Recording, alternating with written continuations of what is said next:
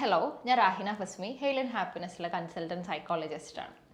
നമ്മൾ മുന്നേ പല വീഡിയോസിലും പറഞ്ഞിട്ടുണ്ടാവും, പല ആൾക്കാർക്കും പല രീതിയിലുള്ള വ്യക്തിത്വങ്ങളാണ്. ചില ആളുകളുടെ വ്യക്തിത്വങ്ങളിൽ ഭയങ്കര പ്രശ്നം ഉണ്ടാവും. ഒരു പേഴ്സണാലിറ്റി ഡിസോർഡർ ഒക്കെ ആയിട്ട് മാറാറുണ്ട് എന്നുള്ളത്. അതായത് ഒരാളുടെ സ്വഭാവങ്ങളും ഒരാളുടെ പെരുമാറ്റ രീതികളും എപ്പോഴാണ് അതൊരു അസുഖമായിട്ട് മാറാമെന്ന് നമ്മൾ വിചാരിക്കും. അപ്പം നമ്മൾ നോക്കുന്ന സമയത്ത് ഒരാളുടെ വ്യക്തിത്വം, അയാൾ ഒരു സമൂഹത്തിൽ ജീവിക്കുന്ന രീതി, ആളുകളായിട്ട് പെരുമാറുന്ന രീതി, കാര്യങ്ങൾ മനസ്സിലാക്കുന്ന രീതി, ഇതിലൊക്കെ സാരമായിട്ടുള്ള പ്രശ്നം, അതിലുണ്ടാകുന്ന പ്രശ്നങ്ങളെക്കുറിച്ച് ആൾക്ക് മനസ്സിലാവുന്നുമില്ല. അയാളുടെ ചുറ്റിലുള്ള ആളുകളായിട്ടും റിലേഷൻഷിപ്സിലും ഒക്കെ ഈ ഇയാളുടെ തന്നെ സ്വഭാവങ്ങളെ കൊണ്ട് പ്രശ്നം ഉണ്ടാക്കുന്ന രീതിയൊക്കെ ആവുന്ന സമയത്ത് പലപ്പോഴും, അതായത് അയാളുടെ മൊത്തം സോഷ്യൽ ലൈഫും പേഴ്സണൽ ലൈഫും വർക്ക് ലൈഫിനൊക്കെ എഫക്റ്റ് ചെയ്യുന്ന രീതിയിലുള്ള ഒരു സ്വഭാവമാണ് ഇതാണെങ്കിൽ ആര് പറഞ്ഞു കൊടുത്തിട്ട് മാറുന്നുമില്ല, അതിൻ്റെ ബുദ്ധിമുട്ട് മനസ്സിലാകുന്നുമില്ല. ആ ഒരു രീതിയിൽ ഉണ്ടാകുമ്പോഴാണ് പലപ്പോഴും ഒരു വ്യക്തിത്വത്തിന് അത് മാറിയിട്ട് ഇതൊരു പേഴ്സണാലിറ്റി ഡിസോർഡർ ആയിട്ട് പലപ്പോഴും മാറാറുള്ളത്.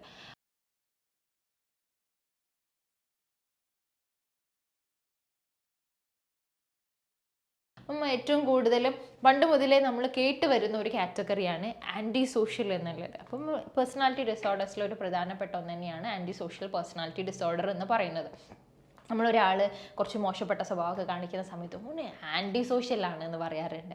അപ്പോൾ യഥാർത്ഥത്തിൽ ആൻറ്റി സോഷ്യൽ പേഴ്സണാലിറ്റി ഡിസോർഡറുള്ള ആൾക്കാരുടെ ബിഹേവിയേഴ്സ് എങ്ങനെയായിരിക്കും എന്നുള്ളതൊക്കെ നമുക്ക് നോക്കാം. അപ്പോൾ ഈ പേരിലുള്ള പോലെ തന്നെ സാമൂഹിക വിരുദ്ധമായിട്ടുള്ള സ്വഭാവങ്ങളാണ് പലപ്പോഴും ഇവർ കാണിക്കാറുള്ളത് എന്നുള്ളത്. അതായത് നമ്മളെല്ലാവരും മനുഷ്യന്മാരാണ്, ഒരു സാമൂഹിക ജീവികളാണ്, ഒരു സമൂഹത്തിൽ ജീവിക്കുന്ന ആൾക്കാരാണ്. അങ്ങോട്ടും ഇങ്ങോട്ടും പല രീതിയിലുള്ള ബന്ധങ്ങൾ ഉണ്ടാവും, റിലേഷൻസ് ഉണ്ടാവാം.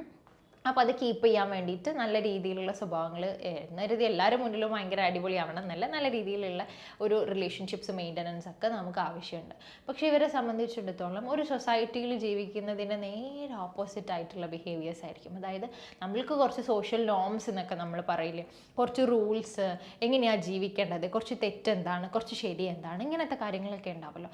ഇവർക്ക് അതൊന്നും ബാധകമല്ല. ഈ ആൻറ്റി സോഷ്യൽ പേഴ്സണാലിറ്റി ഉള്ള ആൾക്കാരെ സംബന്ധിച്ചിടത്തോളം ഇത് അവർക്കൊരു പ്രശ്നമേ അല്ല. അവരവരുടേതായിട്ടുള്ള രീതിയിൽ സമൂഹത്തിന് ബുദ്ധിമുട്ടുണ്ടാക്കുന്ന കാര്യങ്ങൾ ചെയ്തുകൊണ്ടേയിരിക്കുകയായിരിക്കും ചെയ്യുന്നുണ്ടാവുക. അപ്പോൾ അത് ചെയ്തു കഴിഞ്ഞ് കഴിഞ്ഞാൽ ബാക്കിയുള്ളവർക്ക് പ്രശ്നമാണ്, ബാക്കിയുള്ളവർ ഡേഞ്ചർ. ഇവർ ചെയ്യുന്ന ചില ആക്ഷൻസ് ആക്ച്വലി അവർക്കും എന്തായിരിക്കും, ഡേഞ്ചർ ആയിരിക്കും, അപകടം ഉണ്ടാക്കുന്ന കാര്യം തന്നെ ആയിരിക്കും. പക്ഷെ എന്നാൽ പോലും അവർ അവെയറല്ല. അവർക്ക് എന്താണ് അങ്ങനത്തെ ഒരു തോട്ടും ഇല്ല. ഞാൻ എന്തെങ്കിലും ഇങ്ങനത്തെ മോശമായിട്ടുള്ള കാര്യം ചെയ്ത് കഴിഞ്ഞാൽ ബാക്കിയുള്ളവർക്ക് അത് പ്രശ്നം ഉണ്ടാവും, ഞാൻ നിൽക്കുന്ന സമൂഹത്തിന് അത് പ്രശ്നം ഉണ്ടാവും, ആളുകളുടെ ജീവിതത്തിന് അപായം ഉണ്ടാവും അങ്ങനത്തെ ഒരു തോട്ട്സും ഇല്ല. അങ്ങനെ ഇനി എന്തെങ്കിലും ആക്ഷൻസ് ചെയ്ത് കഴിഞ്ഞ് കഴിഞ്ഞാൽ പൊതുവെ ആളുകളുടെ ഉള്ളിലൊരു ചെറിയ രീതിയിലെങ്കിലും കുറ്റബോധം ഉണ്ടാവും. ഒരു തെറ്റ് ചെയ്ത് കഴിഞ്ഞ് കഴിഞ്ഞാൽ ഞാൻ ചെയ്തത് തെറ്റാണ്, അത് കാരണം ഒരാൾക്ക് ബുദ്ധിമുട്ടുണ്ടായിട്ടുണ്ട് എന്നുള്ള ചെറിയ രീതിയിലെങ്കിലും ഒരു ഗിൽറ്റ് ഉണ്ടാവും. പക്ഷേ ആൻറ്റി സോഷ്യൽ പേഴ്സണാലിറ്റി ഉള്ള ആൾക്കാണ്, പേഴ്സണാലിറ്റി ഡിസോർഡറുള്ള ആൾക്കാണ് എന്നുണ്ടെങ്കിലും യാതൊരു കുറ്റബോധവും ഉണ്ടാവില്ല. അവരിത് കണ്ടിന്യൂ ചെയ്തുകൊണ്ടിരിക്കും. വലിയ പണിഷ്മെൻറ്റ് കിട്ടും. ഞാൻ ഇങ്ങനെ ഒരു തെറ്റ് ചെയ്ത് കഴിഞ്ഞാൽ, ഇങ്ങനെ ഒരു നിയമലംഘനം ചെയ്ത് കഴിഞ്ഞ് കഴിഞ്ഞാൽ, നമ്മൾക്കൊക്കെ ഓരോ രാജ്യത്തിലും ജീവിക്കുമ്പോഴും ഓരോ നിയമങ്ങൾ ഉണ്ടാവത്തില്ലേ. അപ്പോൾ ആ ഒരു നിയമത്തിൻ്റെ ഓപ്പോസിറ്റ് ആയിട്ടുള്ള കാര്യം ചെയ്താൽ എനിക്ക് പണിഷ്മെൻറ്റ് കിട്ടും. അങ്ങനെയുള്ള ഒരു കൺസിഡറേഷൻസും ഇവർക്ക് അതിനെക്കുറിച്ച് അവർ ബോധേഡേ അല്ല. പണിഷ്മെൻറ്റ്സ് എന്ത് കിട്ടും എന്നുള്ളതിനെക്കുറിച്ച് ഒരു ടെൻഷനോ ആങ്സൈറ്റിയോ ഒന്നും തന്നെ ഇവർക്ക് ഉണ്ടാവില്ല എന്നുള്ളതാണ്. അപ്പോൾ എത്ര വലിയ ക്രിമിനലാണ് എന്നുണ്ടെങ്കിലും ഒരു കുറ്റകൃത്യം ചെയ്ത് കഴിയുന്ന സമയത്ത് ഒരു വെപ്രാളും ചെയ്തത് തെറ്റാണ് എന്നുള്ളൊരു തോട്ടൊക്കെ ഉണ്ടാവില്ലേ. ഈ ആൻറ്റി സോഷ്യൽക്കാർ അങ്ങനത്തെ ഒരു പരിപാടികളും പൊതുവെ കാണിക്കാറില്ല എന്നുള്ളതാണ്. അപ്പം ഇവർ പറഞ്ഞ പോലെ ഫിസിക്കൽ ഫൈറ്റ്, അതായത് അങ്ങോട്ടും ഇങ്ങോട്ടും ഉപദ്രവിക്കുന്ന പരിപാടികൾ, സബ്സ്റ്റൻസ് യൂസ് ചെയ്യുന്ന കഞ്ചാവ്, അങ്ങനത്തെ ഒരുപാട് സബ്സ്റ്റൻസസ് യൂസ് ചെയ്യുന്ന പരിപാടികൾ, ഹാക്കിങ്, ബാക്കിയുള്ള ആളുകൾ എന്ത് ചെയ്യുക, ബാക്കിയുള്ള ആൾക്കാരുടെ സോഷ്യൽ മീഡിയ ഫോണൊക്കെ അനധികൃതമായിട്ട് ഹാക്ക് ചെയ്ത് അതിലൂടെ തെറ്റായിട്ടുള്ള ഇൻഫോർമേഷൻസ് പാസ് ചെയ്യുക, മോശപ്പെട്ട കാര്യങ്ങൾ പ്രചരിപ്പിക്കുക, ഇങ്ങനത്തെ കാര്യങ്ങളൊക്കെ ഇവർക്ക് അറിയാം ഇതൊക്കെ തെറ്റാണ് എന്ന്. പക്ഷേ എന്നാൽ പോലും ഇത് ചെയ്യുന്നത് കൊണ്ടൊരു പ്രശ്നമുണ്ട് എന്നുള്ളതോ അവരുടെ ഉള്ളിൽ ഇതൊരു തെറ്റ് എന്നുള്ള പോലെ ഫീൽ ചെയ്യാത്തൊരു കണ്ടീഷനായിരിക്കും ഉണ്ടാവുക എന്നുള്ളത്. സൊസൈറ്റിക്ക് ഇതൊരു തെറ്റാണ്, പക്ഷെ അവർക്ക് അങ്ങനെയൊന്നും ഫീൽ ചെയ്യുന്നില്ല. അപ്പോൾ അത് അവർ കണ്ടിന്യൂ ചെയ്തുകൊണ്ടിരിക്കും. ആ രീതിയിലാണ്. അതായത് പിന്നെ പറഞ്ഞ പോലെ പുറത്തുനിന്ന് നോക്കുന്ന സമയത്ത് നമുക്ക് ഇയാൾ ആൻറ്റി സോഷ്യലാണെന്ന് മനസ്സിലാവാറില്ല. അപ്പോൾ ചില ആളുകളുടെ അടുത്ത് ഇവർ ഭയങ്കര നീറ്റായിട്ടായിരിക്കും ബിഹേവ് ചെയ്യുന്നുണ്ടാവുക. ഈ ഉള്ളിക്കൂടുള്ള കളി എന്ന് പറഞ്ഞ പോലത്തെ കാര്യങ്ങളായിരിക്കും ഉണ്ടാവുക. ഭയങ്കര മാനിപ്പുലേറ്റീവ്. അതായത് ഇവർ ചെയ്തിട്ടുള്ള ഒരു കാര്യം അവരല്ല ചെയ്തത് എന്നൊക്കെ ഇങ്ങോട്ട് സെറ്റാക്കുന്ന പോലത്തെ കാര്യങ്ങളായിരിക്കും പലപ്പോഴും ഉണ്ടാവാറുള്ളത്. വേറൊരാളുടെ തലയിൽ ബ്ലെയിം കെട്ടിവെക്കുക, കുറ്റം കെട്ടിവെക്കുക എന്നുള്ളതൊക്കെ ആയിരിക്കും ഇവർ ചെയ്യുന്നുണ്ടാവുക. ഇവരടുത്ത് സംസാരിച്ച് കഴിഞ്ഞു കഴിഞ്ഞാൽ ഇവർ ചെയ്തത് തെറ്റല്ല എന്ന് നമുക്ക് പോലും തോന്നുന്ന രീതിയിലുള്ള സംസാര രീതികളായിരിക്കും. അത്രയും മാനിപ്പുലേറ്റ് ചെയ്യാന്ന് പറയില്ലേ നമ്മൾ, വശീകരിച്ചെടുക്കുക എന്നൊക്കെ പറയുന്ന പോലെ അവർ ചെയ്ത തെറ്റല്ലാണ്ടാക്കാനുള്ള ഒരു കഴിവൊക്കെ അവർക്ക് ഉണ്ടാവും. സംസാരിച്ചിട്ട് അങ്ങനെ ചെയ്യും.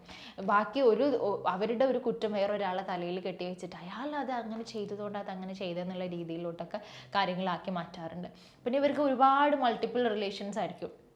ഒരുപാട് ഒരേ സമയത്ത് തന്നെ ഒത്തിരി പാർട്ട്നേഴ്സ് ഉണ്ടാകുന്ന രീതികൾ, അങ്ങനെയുള്ള കാര്യങ്ങളൊക്കെയാണ്. അപ്പം നമ്മൾ വേറെ പേഴ്സണാലിറ്റി BPDയിലൊക്കെ ആണെന്നുണ്ടെങ്കിൽ പലപ്പോഴും ഒരു മൾട്ടിപ്പിൾ റിലേഷൻസ് അല്ല, അതിൻ്റെ പകരം ഒരു റിലേഷൻഷിപ്സ് പെട്ടെന്ന് എൻഡ് ചെയ്ത് വേറൊരു റിലേഷൻസിലോട്ട് അങ്ങനെ ഉണ്ടാവാറുണ്ട്. അപ്പം ആൻറ്റി സോഷ്യൽ ആവുന്ന സമയത്ത് ഇവർക്ക് മൾട്ടിപ്പിൾ റിലേഷൻഷിപ്സ് ഒക്കെ ഉണ്ടാവാറുണ്ട്. എല്ലാവരെയും ഇവർ മാനിപ്പുലേറ്റ് ചെയ്യും, തെറ്റുകൾ തെറ്റല്ല എന്നാക്കും. ആ ഒരു രീതിയിലുള്ള കാര്യങ്ങളാണ് പലപ്പോഴും ആൻറ്റി സോഷ്യൽ പേഴ്സണാലിറ്റി ഡിസോർഡറിൽ ഉണ്ടാവുക. അപ്പം ഇവർ മിക്കപ്പോഴും ക്രിമിനൽ ആയിട്ടുള്ള നിയമലംഘനങ്ങൾ ചെയ്യാം, തെറ്റുകൾ ചെയ്യാം, ഈ കൊലപാതകം അങ്ങനത്തെ കാര്യങ്ങളിലൊക്കെ ഏർപ്പെട്ട് ജയിലിലാവുക. തിരിച്ചു വന്നു കഴിഞ്ഞാലും അവർക്ക് ജയിലിലായാലും പ്രശ്നമൊന്നും ഉണ്ടാവില്ല. തിരിച്ചു വന്നു കഴിഞ്ഞാലും അവർ ഇതേ ബിഹേവിയർ തന്നെ ആയിരിക്കും കണ്ടിന്യൂ ചെയ്യുന്നുണ്ടാവുക എന്നുള്ള രീതിയിലാണ് ഉണ്ടാവുക. അതായത് ഒരു എമ്പതി ഇല്ലാത്തൊരു കണ്ടീഷൻ ഉണ്ടാവില്ലേ. ബാക്കിയുള്ളവർക്ക് നല്ലത് വരണം എന്നുള്ള തോന്നലുകളില്ല. ബാക്കിയുള്ളവർക്ക് എന്തെങ്കിലും പറ്റിയാൽ ഒരു ടെൻഷൻ ഫീൽ ചെയ്യുന്നില്ല. തെറ്റിനെ തെറ്റായിട്ട് മനസ്സിലാക്കാൻ പറ്റുന്നില്ല. അത് തന്നെ കണ്ടിന്യൂ ചെയ്തുകൊണ്ടിരിക്കുക. അവരുടെ സ്വഭാവത്തിൽ ആരെന്ത് പറഞ്ഞു കഴിഞ്ഞാലും മാറ്റം വരുത്താൻ പറ്റാത്തൊരു കണ്ടീഷനാണ് ഈ ആൻറ്റി സോഷ്യൽ. പേരിലുള്ള പോലെ തന്നെ സാമൂഹിക വിരുദ്ധമായിട്ടുള്ള കാര്യങ്ങൾ മാത്രം ചെയ്ത് ജീവിക്കുന്ന ആളുകളാണ് ഉണ്ടാവുക. അപ്പോൾ ഇവർ പൊതുവേ ഇങ്ങനെ ഒരു കൂട്ടമൊക്കെ ആയി കഴിഞ്ഞ് കഴിഞ്ഞാൽ അവർ ഇത്തരത്തിലുള്ള പ്രവർത്തികൾ ഇങ്ങനെ ഗൂഢാലോചന ചെയ്ത് ഇത് ഇങ്ങനെ ചെയ്യാം അങ്ങനെ ചെയ്യാം എന്നുള്ള രീതിയിലൊക്കെ ചെയ്ത് മുന്നോട്ട് കൊണ്ടുപോകാനാണ് പലപ്പോഴും ചെയ്യാറുള്ളത്. ഇപ്പോൾ നമ്മൾ ഈ ഹാക്കേഴ്സിലൊക്കെ നോക്കുന്ന സമയത്ത് പലപ്പോഴും ആൻറ്റി സോഷ്യൽ പേഴ്സണാലിറ്റി ഒക്കെയുള്ള ഹാക്കേഴ്സ് ഉണ്ടാവാറുണ്ട്. അപ്പോൾ ഇവരൊരു കൂട്ടമാവും, അവരങ്ങോട്ടും ഇങ്ങോട്ടും കാര്യങ്ങൾ ഡിസ്കസ് ചെയ്യാം, അത് ചെയ്യാം ഇത് ചെയ്യാം എന്നുള്ള രീതിയിലൊക്കെയാണ് പോകാറുള്ളത്. പണിഷ്മെൻറ്റ്സ് കൊടുത്തു കഴിഞ്ഞാലൊന്നും പ്രത്യേകിച്ച് ഇവരിൽ വലിയ വ്യത്യാസങ്ങളൊന്നും പലപ്പോഴും കാണിക്കാറില്ല എന്നുള്ളത് തന്നെയാണ്. പൊതുവെ ഈ ആൻറ്റി സോഷ്യൽ പേഴ്സണാലിറ്റി ഡിസോർഡറുള്ള ആൾക്കാർ ഭയങ്കര ഈഗോസെൻട്രിക് എന്ന് പറയും. അതായത് അവരുടെ ഒരു രീതിയിൽ നിന്ന് മാത്രമാണ് നോക്കി കാണുന്നത്. അതുകൊണ്ടാണ് ബാക്കിയുള്ളവരുടെ റൈറ്റ്സ് ഒക്കെ വയലേറ്റ് ചെയ്യുമ്പോൾ ബാക്കിയുള്ളവരുടെ അവകാശങ്ങളിലൊക്കെ പോയിട്ടായിരിക്കും ഇവർ പലപ്പോഴും പല രീതിയിലുള്ള സാമൂഹിക വിരുദ്ധമായിട്ടുള്ള പരിപാടികൾ ചെയ്യുന്നുണ്ടാവും. അപ്പം അതൊക്കെ ലംഘിക്കുന്ന സമയത്ത് പ്രത്യേകിച്ച് ഒരു കുറ്റബോധമൊന്നും തോന്നാതെ ഇവർ ഭയങ്കര ഈഗോസെൻട്രിക് ആയിട്ട് കാര്യങ്ങൾ ഡീൽ ചെയ്യുന്നതുകൊണ്ട് അപ്പം ഇവർക്ക് ഈ റിലേഷൻഷിപ്സിലൊക്കെ എപ്പോഴും പ്രശ്നങ്ങളായിരിക്കും ഉണ്ടാവുക എന്നുള്ളത്. കാരണം ഇല്ലീഗൽ ആയിട്ടുള്ള കാര്യങ്ങളായിരിക്കും അവർ കൂടുതലും ചെയ്യുന്നുണ്ടാവുക. പല ഇവരെ റിലേഷൻഷിപ്സ് ഒന്നും പ്രോപ്പറായിട്ട് മെയിൻറ്റെയിൻ ചെയ്യാൻ പറ്റില്ല. അതായത് ക്രോണിക് ആയിട്ടുള്ള പ്രശ്നങ്ങളായിരിക്കും. എപ്പോഴും ഇഷ്യൂസ് ഉണ്ടാക്കിക്കൊണ്ടേയിരിക്കുന്ന ആളുകളുടെ കൂടെ ജീവിക്കാൻ ഭയങ്കര പ്രയാസമായിരുന്നു. ഇവർ ചെയ്യുന്ന ആക്ടിവിറ്റീസ് എന്ന് പറയുന്നത് ക്രിമിനൽ ആക്ടിവിറ്റീസ് ആയിരിക്കും. നമ്മുടെ സൊസൈറ്റിക്ക് ഒരു മാറ്റവും ഇല്ലാത്ത പരിപാടികളായിരിക്കും ഇവരെടുക്കുന്നുണ്ടാവുക. പക്ഷെ എത്ര പറഞ്ഞു കൊടുത്താലും അത് തെറ്റാന്ന് മനസ്സിലാവുന്നില്ല. അതന്നെ കണ്ടിന്യൂ ചെയ്ത് പോകുന്ന ഒരു പരിപാടിയാണ് ആൻറ്റി സോഷ്യൽ പേഴ്സണാലിറ്റി ഡിസോർഡറിൽ കാണിക്കാറുള്ളത് എന്നുള്ളത്. അപ്പം നമ്മൾ എല്ലാ പേഴ്സണാലിറ്റി ഡിസോർഡേഴ്സിൽ പറയുന്ന പോലെ തന്നെ പെട്ടെന്ന് ഒരു സുപ്രഭാതത്തിൽ ചില ആൾക്കാർ എന്ത് ചെയ്യാറുണ്ട്, ഭയങ്കര മോശപ്പെട്ട സ്വഭാവം കാണിക്കാറുണ്ട്, ഭയങ്കര ക്രിമിനലായിട്ട് ബിഹേവ് ചെയ്യാറുണ്ട്. അതുവരെ അങ്ങനത്തെ പ്രശ്നങ്ങളൊന്നുമില്ല. പെട്ടെന്ന് എന്തെങ്കിലും ഒരു ക്രിമിനൽ ആക്ടിവിറ്റി ചെയ്ത് കഴിഞ്ഞാൽ അയാൾ ആൻറ്റി സോഷ്യൽ പേഴ്സണാലിറ്റി ഉള്ളതുകൊണ്ടാണ് അത് അങ്ങനെ ചെയ്തത് നമുക്ക് പറയാൻ പറ്റില്ല. കാരണം പേഴ്സണാലിറ്റി ഡിസോർഡേഴ്സ് എന്ന് പറയുന്ന സമയത്ത് ചെറുതിലേ ഇതിൻ്റെ സിംറ്റംസ് കാണിച്ചു തുടങ്ങി കുഞ്ഞിലേ ഇങ്ങനെ ഇതുണ്ടായി വലുതുണ്ടായി ഇതിങ്ങനെ തീവ്രമായിട്ടുള്ള രീതിയിൽ ഡെവലപ്പ് ചെയ്ത് അങ്ങനെ പോകുന്നതിനെയാണ് നമുക്ക് പേഴ്സണാലിറ്റി ഡിസോർഡർ എന്ന് പറയാൻ പറ്റത്തുള്ളൂ. നമ്മളിവിടെ നോക്കുന്ന സമയത്ത് ഈ ചെറിയ പ്രായത്തിൽ കണ്ടക്ട് ഡിസോർഡേഴ്സ് ഒക്കെ ഉള്ള കുട്ടികളുണ്ടാവും. കണ്ടക്ട് ഡിസോർഡർ എന്ന് പറയുന്ന സമയത്ത് അവരുടെ പ്രായത്തിനനുസരിച്ചിട്ടല്ലാത്ത രീതിയിലുള്ള ദേഷ്യവും വാശിയും സാധനങ്ങൾ നശിപ്പിക്കലും തെറി പറയലും മോശപ്പെട്ട വാക്കുകൾ യൂസ് ചെയ്യലും കത്തിയൊക്കെ ഉപയോഗിച്ചിട്ട് സുഹൃത്തുക്കൾ, അതായത് ചെറിയ പ്രായത്തിൽ തന്നെ ഇങ്ങനെ ചെയ്യുന്ന കുട്ടികളുണ്ടാവും. അപ്പം ആ സമയത്ത് കണ്ടക്ട് ഡിസോർഡർ ഒക്കെ പ്രോപ്പറായിട്ട് ട്രീറ്റ് ചെയ്തിട്ടില്ലെങ്കിൽ അത് പലപ്പോഴും ആൻറ്റി സോഷ്യൽ ഡിസോർഡർ ആയിട്ട് മാറാറുണ്ട്. അതായത് സാമൂഹിക വിരുദ്ധമായിട്ടുള്ള സ്വഭാവങ്ങളിലോട്ട് അത് എത്തിക്കാറുണ്ട് എന്നുള്ളതാണ്. അപ്പോൾ ഇവർ കൂടുതലും പണിഷ്മെൻറ്റ്സ് കിട്ടും, തിരിച്ചു വരും, വീണ്ടും ഇതന്നെ റിപ്പീറ്റ് ചെയ്യും. ഇതങ്ങനെ ഒരു സൈക്കിളായിട്ട് അങ്ങനെ പോകാറാണ് പലപ്പോഴും ഉള്ളത്. അപ്പം പേഴ്സണാലിറ്റി ഡിസോർഡേഴ്സ് പല രീതിയിലുണ്ട്. അതിലൊരു ടൈപ്പ് മാത്രമാണ്. പേഴ്സണാലിറ്റി ഡിസോർഡേഴ്സ് എളുപ്പത്തിൽ ട്രീറ്റ് ചെയ്യാൻ പറ്റുന്ന ഒരു കാര്യമില്ല. ട്രീറ്റ്മെൻറ്റ് ഉണ്ട്, തെറാപ്പീസ് ഉണ്ട്, സൈക്കോ തെറാപ്പീസും കാര്യങ്ങളൊക്കെ ഉണ്ട്. പക്ഷെ കുറച്ച് നമ്മൾ ലോങ് ടേം തെറാപ്പി ആയിരിക്കും. ആദ്യം അവർക്ക് അതിനെക്കുറിച്ച് ബോധം ഉണ്ടാക്കണം.